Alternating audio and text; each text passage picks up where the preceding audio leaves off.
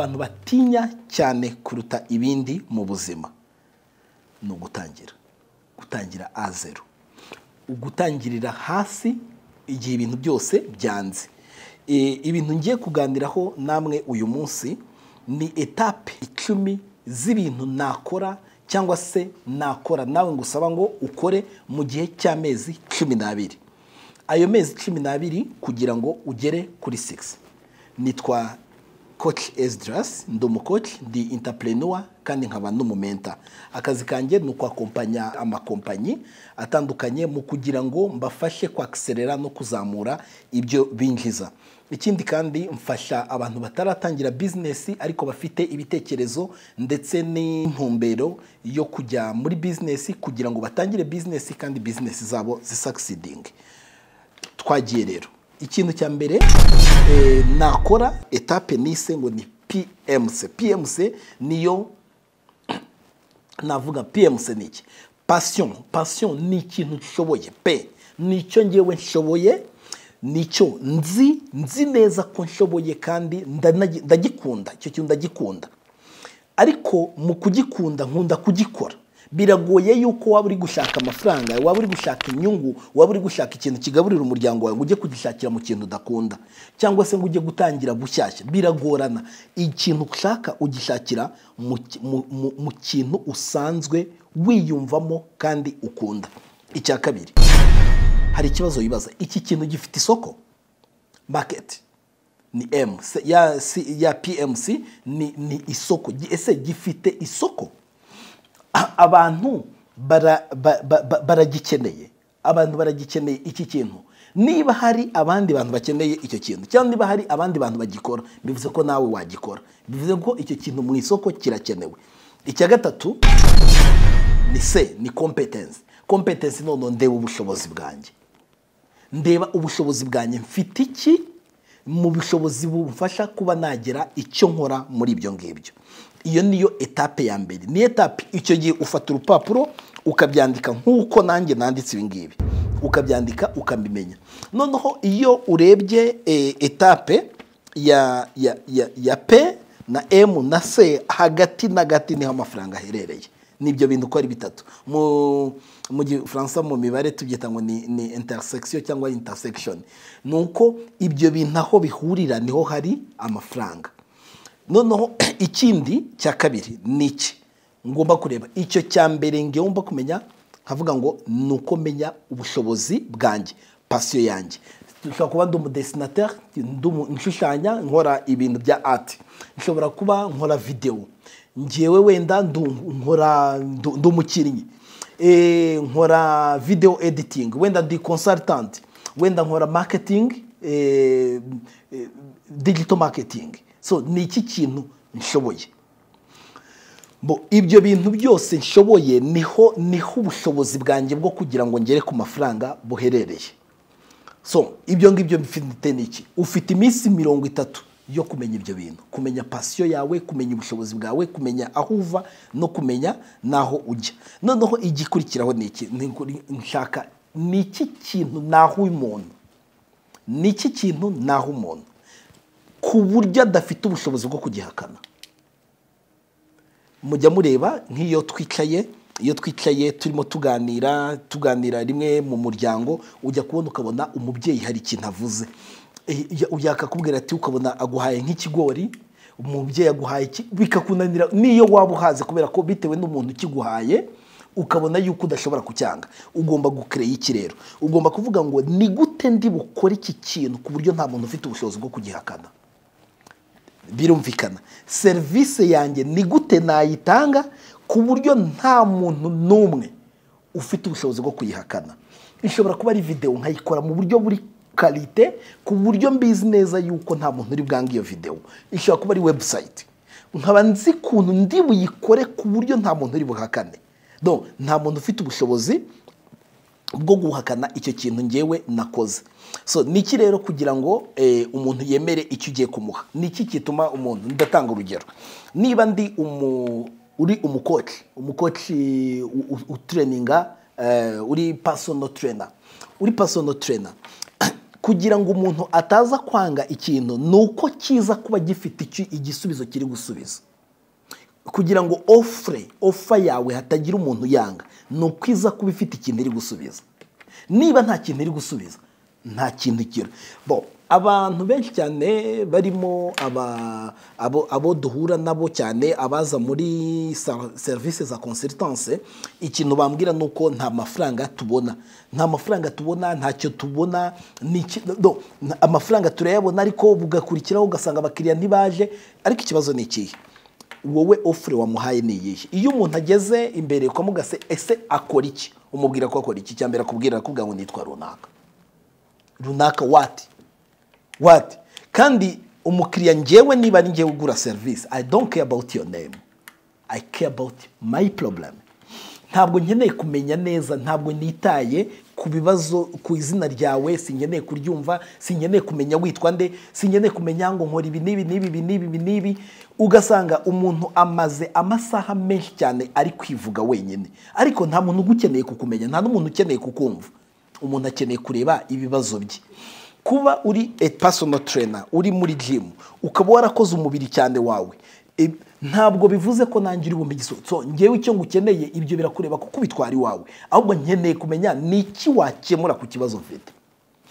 Niba ufite ibiro 130, nkaba nkeneye kugira ibiro 80, nkeneye umuntu uza kumbwira. Niyo mpamvu ni mubireba muri pharmacy, iyo umuntu agiyeyo, pharmacy zikunda kugira ntizijya zipfa guhomba abantu baba muri service zitanga imiti. Impamvu ni iyi, ni ukubera ko umuntu azababara umutwe agahita amubwira ngo nunywa iki kinini urahita umutwe ukira. Ni ukuvuga ngo ntabwo agurishije igisubizo, ntabwo agurishije ikinini. Uje kumugurira nawe aguze iki? Aguze confiance.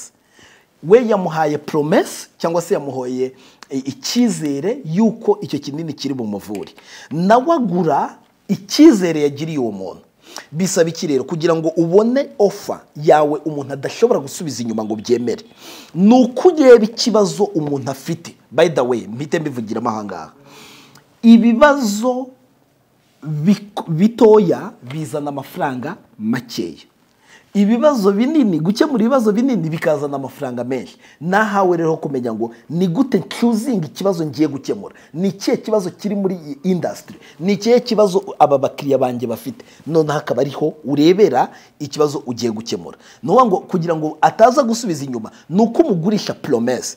Naho umubwiye tuvuge yuko mubwiye ati wa mu trainer araje aravuze ngo mu minsi 20 uzaba uvuye ku 130, ku biro 130 ugeze ku biro 80. Ahita bizashoboka bite? Ni kubera iki? Promesse uyitanga yayitanze, ariko kumugirira icyizere biragoye. Donc kugira confiance y'ibyo bintu ko bishoboka biragoye. Ariko namubwira ngo mu gihe cy'imyaka 3 dukorana, mu gihe cy'imyaka 3 uzaba umaze kugera kuri uzaba umaze gutakaza ibiri binibi, azahita bati ndagiye nabwo singaruka. Kubera iki? Ahise yumva igisubizo ashaka kiri kuri. Ariko hari uburyo ashobora gutanga iyo offer, akamubwira ngo ku meza ya naya uzabasha gutakaza ibiribi, nidukomezanya ku meza ya naya akavuga ati noneho nkurikije ibiro ko mbwiye ko dushaka kugabanya ibiri 10 mu gihe cy'amezi 3, cyangwa se tukagabanya ibiri 10 mu gihe cy'amezi, burya bya bintu birashoboka. Agahita ko yemera ko bakorana kuki yaguze promesse. Iyo umuntu aje kugurisha website, akora website akora ngo no ndagukora website, business yawe ikeneye kujya kuri website. I tell you the truth, abantu baba developer dukorana benshi abagiye baza muri service za consultance muri service zacu with my team, barabizi neza ko nagiye mbibabwira nta mukiriya witaye kujyana business ye kuri website, ntabwo abyitaye, they don't care. Ahubwo nicyo azunguka naramuka bikoze, kuko icyo nicyo akeneye. Uko niko umuntu designing akamenya ngo ni yihe offre iri donc offre umukiriya wanjye adashobora gusubiza inyuma. Elema ya gatatu y'iyo offre ngomba kwerekana igihe nshobora gutangamo ibyo bintu. Niba abantu bose bashobora kumpa service mu gihe cy'isaha cy'amasaha 5, hakaboneka uyimpa mu gihe cy'isaha, ndahitamo umpa mu gihe gitoya.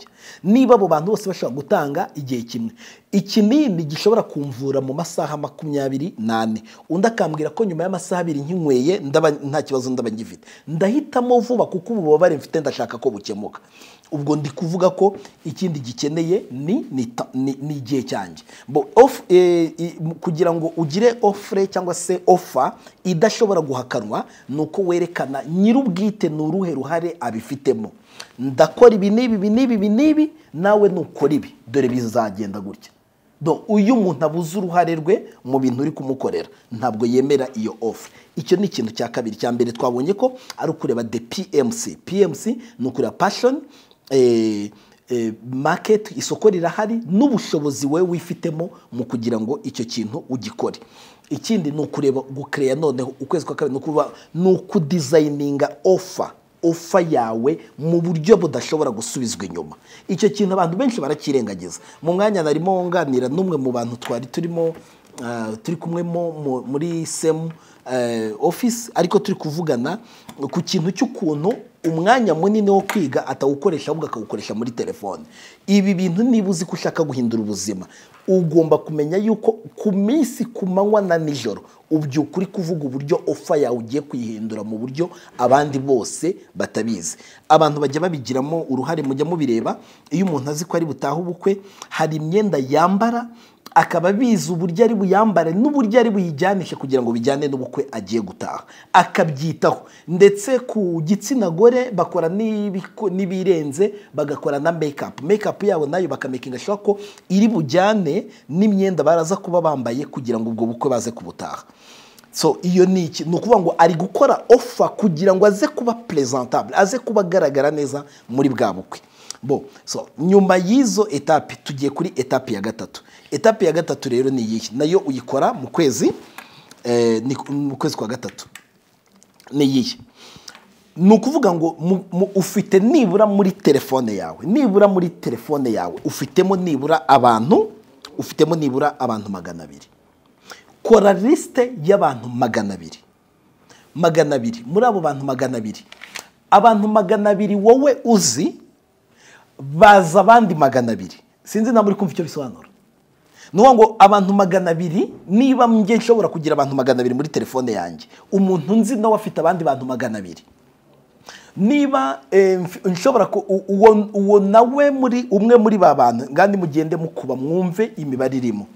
Mfite abantu 200, mvuga mu bantu muri babantu 200 bari muri telefone, ngende mbandike ku gakarine, mu gakarine mbandikure, ngende mpamagara, nkore iyo list. Mu bantu 200 haba harimo family member bawe, haba harimo abo mwiganye, haba harimo bande. Ntabwo business ishobora kubaho udakorana n'abantu. Kandi abantu ba mbere ugomba kwiyenteresa, utagomba gutinya, n'abantu mwabanye mwiganye. Umuntu udashobora kuguha opportunity, nubwo udashaka kuguha opportunity, ntacyo amaze muri telefone yawe. Niki rero icyo ukora nuko ujya kuri etape ya gatatu, ya kane. Etape ya mbere twayibonye, ya kabiri twayibonye, iya gatatu twayibonye. Ni nk'iki, nateguye ibintu business ako nshoboye, maze kubitegura ngiye noneho gutegura uburyo bishobora kuzasohoka ku isoko bidashobora kwangwa n'umuntu wari we wese.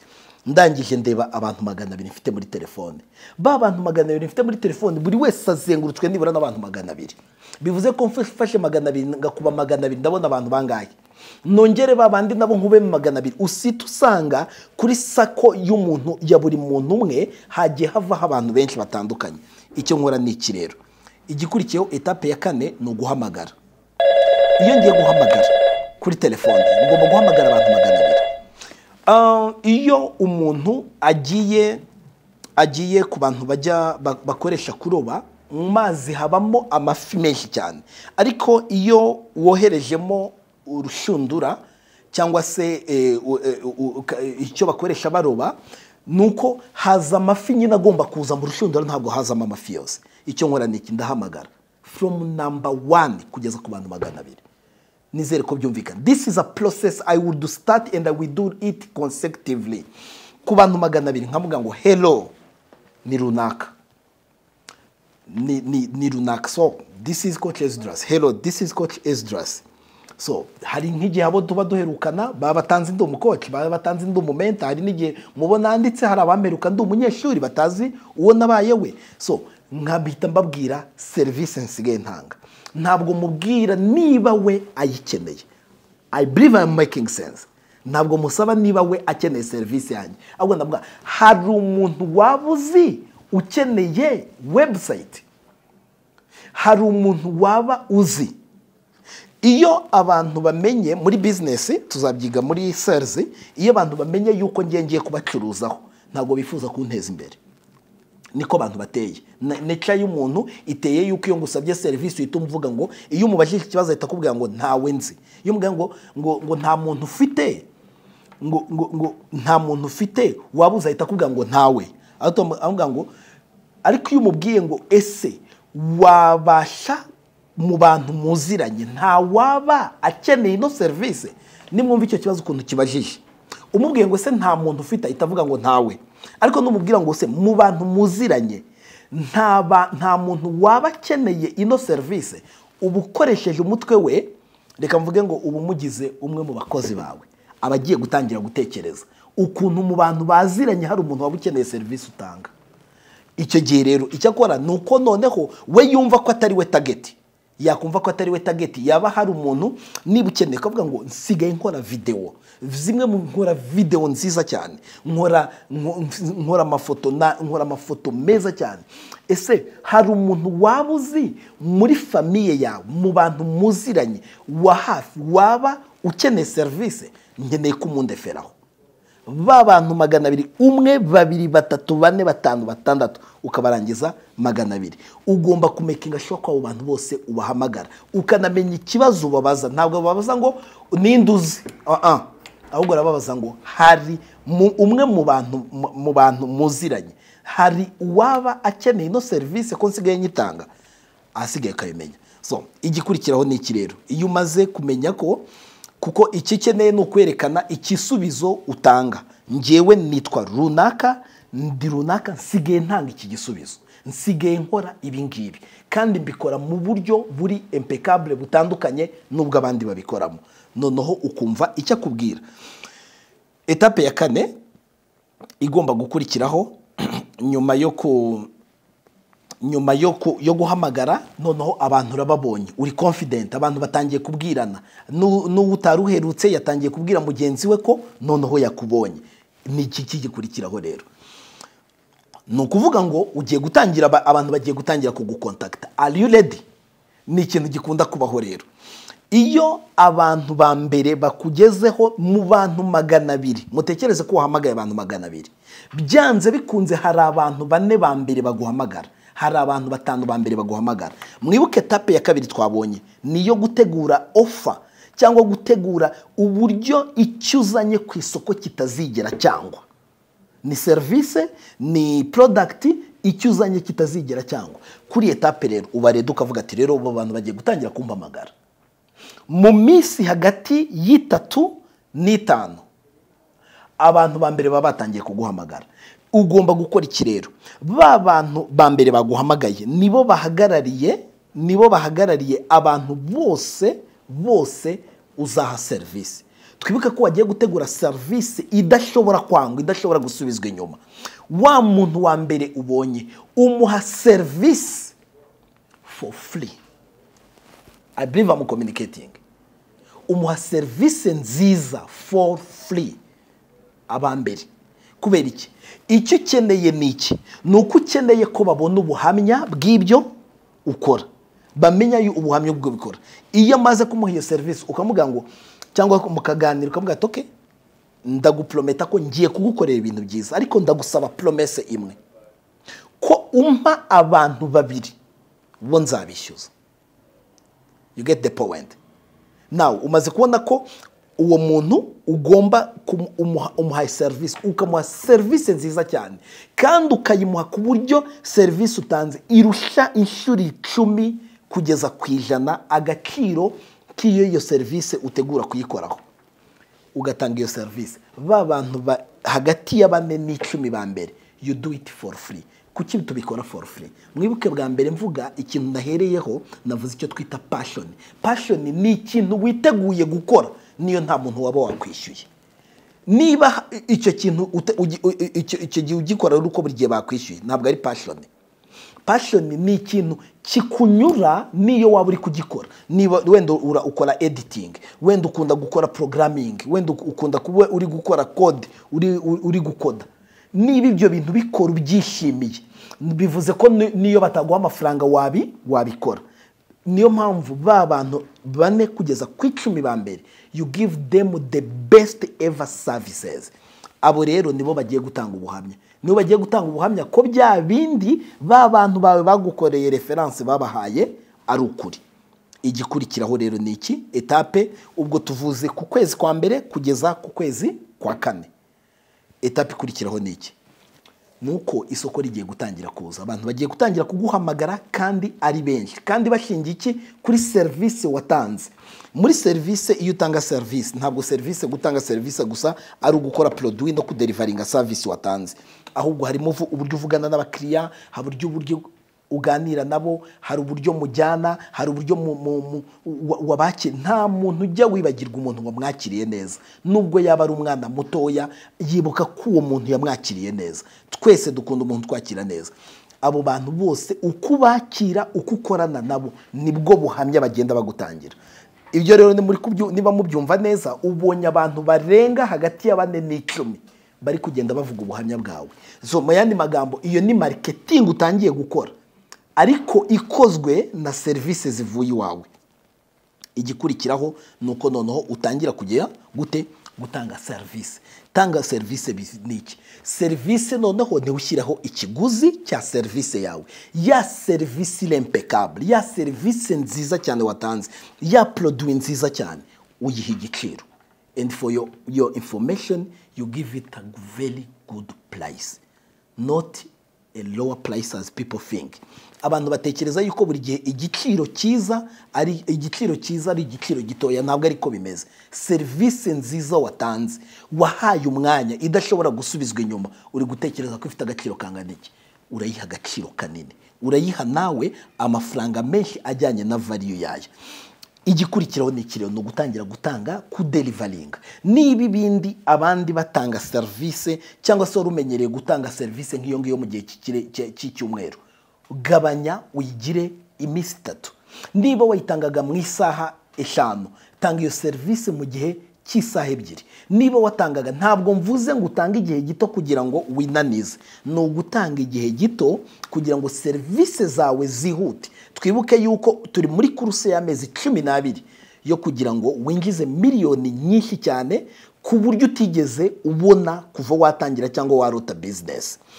Icyo gihe ni iki rero? Nuko udelivera cyane. Iyo delivery z'abakiriya batangiye kuba benshi noneho wababonye. Umugambi wa business numwe ntabwo ari kubona amafaranga, ahubwo is getting customer and retaining your customer. Nukubona abakiriya no kubagumana. Niyo ntego ya business iyo ariyo yose kwisi, kubona abakiriya no kubagumana. Ni ako kazi business ishinzwe. Business ifite izo ntego uko ari ebyiri iba yabonye amafaranga kurikiraho abakiriya bari, kuko nibo batunze amafaranga. Iyo ubuza abakiriya ububuza amafaranga, ariko iyo ubonye abakiriya utangira gushaka uko bagumana. Niho utangira kumenya ngo noneho ko mbonye abakiriya 4 kandi service zanjye ntashobora mfite ubushobozi gusa bwo gusavinga abakiriya 2, none nkeneye undi muntu ufite ubushobozi nawe bwo kugira bwo gutanga za service mu gihe kugira ngo amfashe. Igikurikiraho niki? Niho utangira gushaka noneho abagufasha. Abagufasha bagomba kuba buzuje ubushobozi na competence nk'izo ufite mu gihe cyo gutanga se. Bashobora kuba badafite passion yawe kuko iyo passion ni yawe wenyine, ariko kuri competence bagomba kuba bashoboye gutanga service ku rwego yitangaho, bakabasha kubwiza abakiriya muri bwa buryo nk'uko nawe babwira. Igikureho ni iki rero? Hari etape noneho y'ukwezi kwa 6. Ukwezi kwa 6 niho tugeze. Ubwo twavuze ukwezi kwa mbere, kwa 2, kwa 3, kwa 4, ukwa 6 niho tugeze. Murumva ko babakiriya bari kugenda baza. Umuntu utari patient cyangwa se utazi kwihangana yagira ngo ni igihe kirekire, ariko ni igihe gito cyane, kuko icyo gihe byibuke yuko wari umaze hose nta mafaranga ugira, byibuke ko wari umaze uri kwibaza uko bizagenda. Ubu noneho nakweretse uko bizagenda. Ukwezi kwa gatandatu ni iki rero? Niba ufite ubasha wakoreraga miliyoni 1, miliyoni 2, miliyoni 10 mu gihe cy'ukwezi, ukaba ugiye gukorera miliyoni 100, ndagira mbabwire ko utazagerayo, ntabwo bizakunda. Mu kwezi kwa gatandatu nibwo uvuga ati noneho business yanjye igaragaje yuko ifite potential zo kuzamuka, nibwo noneho wegera, noneho ugashaka coaching. Ishobora kuba coaching, igashaka seminar, ishobora kuba ushaka mastermind, aho utangira kuvuga ngo iki ni igihe noneho cyo gushaka umuntu unyigisha kugira ngo noneho nongere ubumenyi. Kuko business kugira ngo ube milliardaire, kugira ngo ube millionaire, abo twita millionaire, ntabwo ari umubare w'amafaranga utunze kuri konti, si n'umubare w'ibikorwa ufite bihwanye n'ayo mafaranga, ahubwo nuwo wahindutse we. Nibwo noneho utangiye kwiga kugira ngo mind yawe itangire itekereze nk'aba millionaire. Ntabwo utekereza nk'aba millionaire iyo ufite amafaranga, ahubwo akenshi abantu iyo batari bo, iyo ubonye amafaranga utekereza nk'abasazi. Nibwo amafaranga utangira kuyakoresha nabi, rimwe na rimwe ukanatekereza ko wageze ku ntego wagombaga kugeraho kandi utarazigeraho. Iyo umaze rero kubonana n'umukoci mu gihe cya kwa kwezi kwa gatandatu, cyangwa se ukabonana nibwo none ukavuga ngo ni gute none urwego ndiho noruhe, ese ndi umuntu uri kujya mbere, ndi umuntu uri kugenda ntera imbere. Aho ngaho iyo umaze competence ubonye muri mastermind, cyangwa se muri conference, cyangwa se aho uri kugenda uganira, wimuye urwego rwabo mugendana, wimuye urwego rwabo mukorana, intego zawe zose warihishe, n'abandi bantu ntibakibasha kukubona, kuko uri kureba ikintu cyose cyatuma winjira mu mubare w'aba millionaire nawe. Igikurikiraho niki nyuma ya mastermind ni uko applying ibintu byose wakuye muri mastermind, ni uko applying ibintu byose wakuye ku mukoci, then ugatangira ukadelivaringa. Livrezo, abakiriya baba bari ku muryango ari benshi cyane, uganira nabo mu buryo buri consecutive, ugendana nabo mu buryo buri consecutive. Aho ngaho ni boom boom boom boom. Icyo ni etape y'amezi 6 kugera kuri 12. If you hesitate muri kimwe mu bintu twavuganye, nkuko navuzemo kuri izo etape uko ari 8, ugomba kunyuramo, ni etape udashobora gusimbukamo nimwe. Usimbutsemo nimwe uhura n'ingorane, kubera ko ntabwo uzabigeraho. Niba uri determine, I'm ready to give you more, niteguye kuguha byinshi kugira ngo iyi subject uyumve neza, ndetse ibashe kukwinjiramo.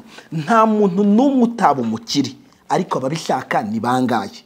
Nta muntu n'umwe utagera kuri iyi ntsinzi, ariko ababishaka ni bangaye. Umuntu uzi ko ari serious, first of all, one gift, subscribe.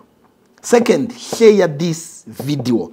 Third, contact me, I give you more details. Ndaza kugusharinga, unkontakta uwari we wese inbox inze my number.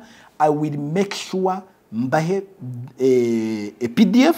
a PDF nuzakenera consultation, we can talk more about it, tugahura tukaganira. But I will only receive serious people, people who bavuga ngo ibi bintu kubitubwiye twiteguye kubikora. Waba uri waratakaje akazi, waba ufite akazi, waba ufite business, you can do this system. It works, it have worked for me. It have worked for me, and it will continue to work for whoever apply it. Thank you so much. If you need more information, please inbox me, and I will reply to you. And I will reply to any comment and any message. Thank you so much. Your coach, Esdras.